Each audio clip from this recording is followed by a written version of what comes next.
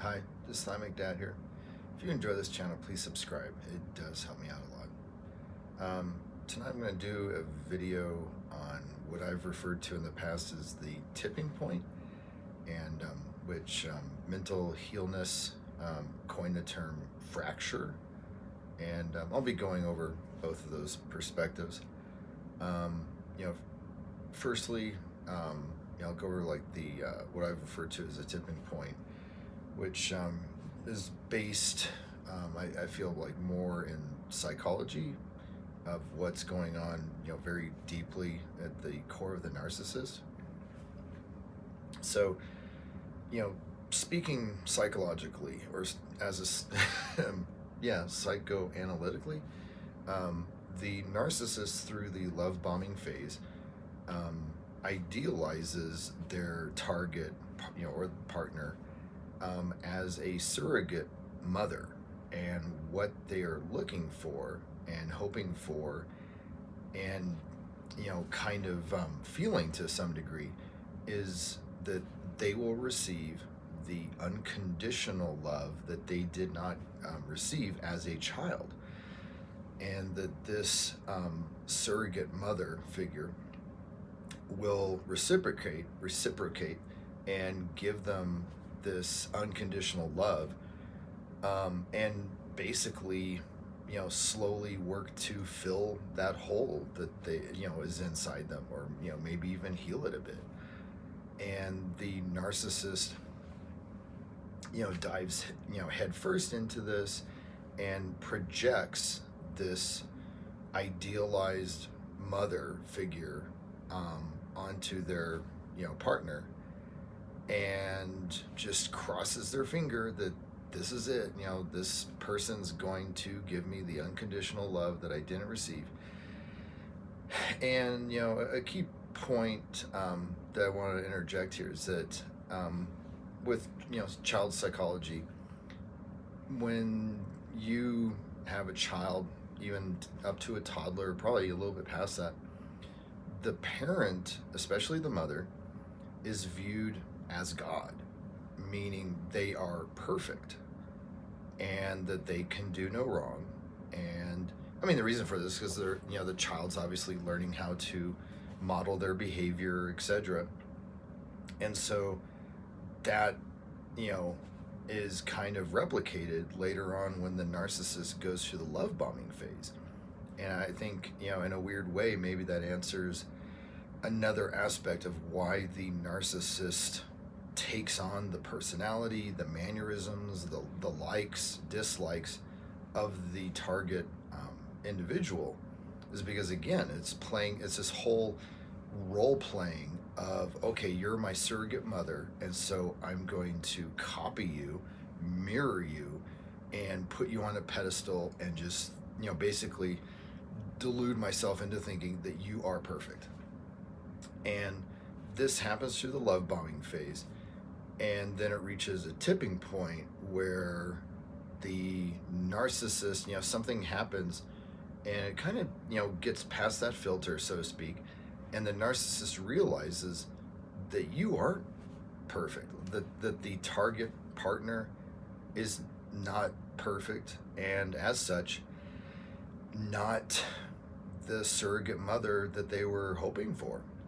And at that point, the part of the narcissist turns things on its head, and you slowly are becoming less and less perfect as the relationship goes on in the eyes of the narcissist.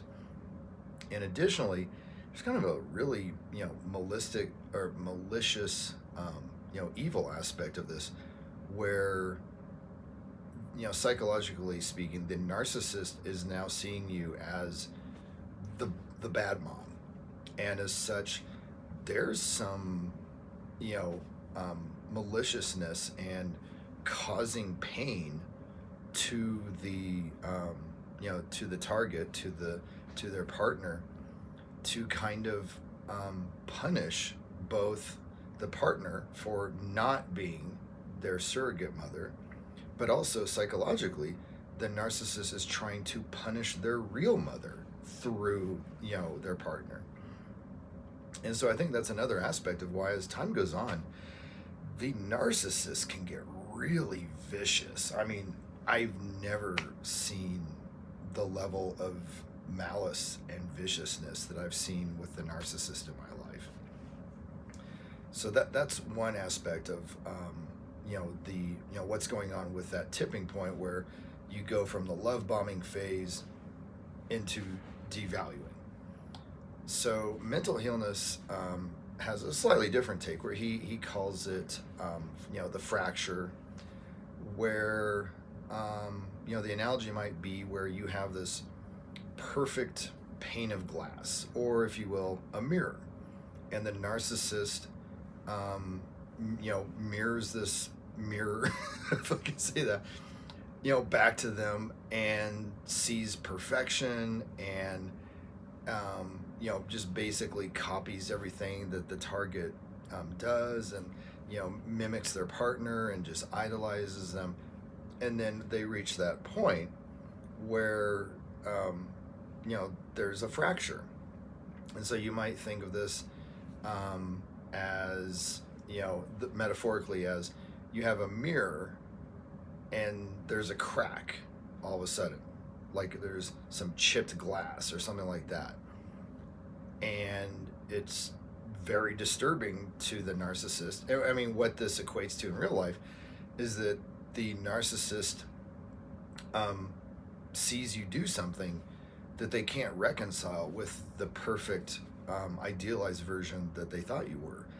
And so you might set a boundary, boom, out of the love bomb phase.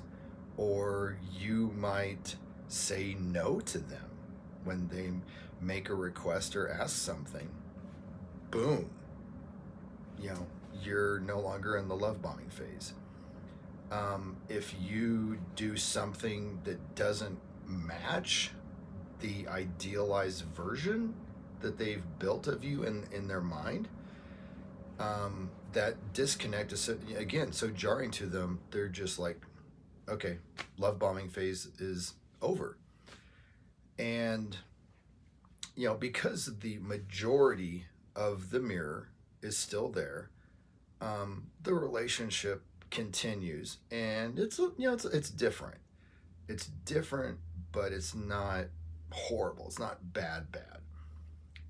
But over time, more cracks appear in that mirror. Maybe you say no later on. Maybe later on you set a boundary.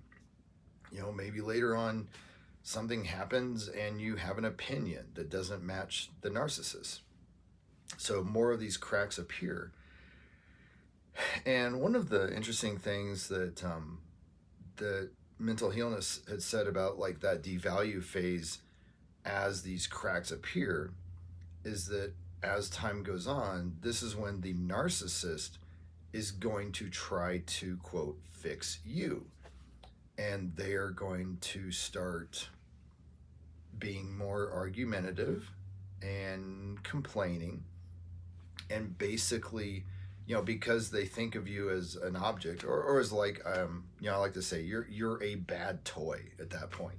You're a toy that used to be great, but now you're being kind of bad. You're kind of broken. And so the narcissist wants to fix you and say, okay, well, instead of having dinner on Tuesdays and Fridays together, we're going to have dinner on Wednesdays and Saturdays, and just, kind of these weird changes again, where the narcissist is trying to put you back in that box, and fix that bad toy. And this just continues as the relationship goes on, as the devalue phase continues. And so more and more cracks appear. And as time goes on, as there's more cracks appearing, the narcissist is going to try to fix you more. And again, there's going to be more arguments and more battles over little things that you may find completely inconsequential. But to the narcissist, the perfect, idealized version of you would not do that.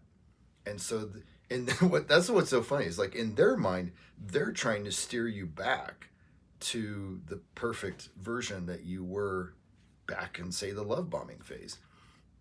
And again, it's so funny because in the narcissist mind, they're going to see everything the opposite of what you do because they're projecting all over the place. And so the narcissist, as this devalue phase is going on, the narcissist is going to see you as the troublemaker, and going to say, well, why are you always arguing with me? Why do you have to make a big deal out of everything? Why do you have to make a big deal out of little things? Why can't you just be agreeable? Why can't you just go along with things? You always have to cause a fight. It's exhausting. How many of us in relationships with narcissists have heard that? So, it's just, I mean, it's funny to me that like the projecting basically flips things on its head so that the narcissist is experiencing everything that they're doing to you. So, again, this, continues on to say the emotional discard. And then from there, at least in my experience, once the emotional discard happens, the narcissist just checks out. I mean, I used to say that they were a mannequin, a ghost, just vapor. And I think at that point, I don't remember them necessarily trying to, quote, fix me or anything like that. They just don't care.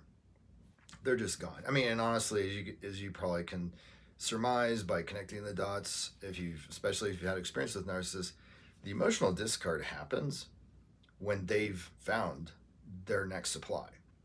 And at that point, one of the reasons they're so checked out is because their time and energy is going to prepping the new supply to replace you.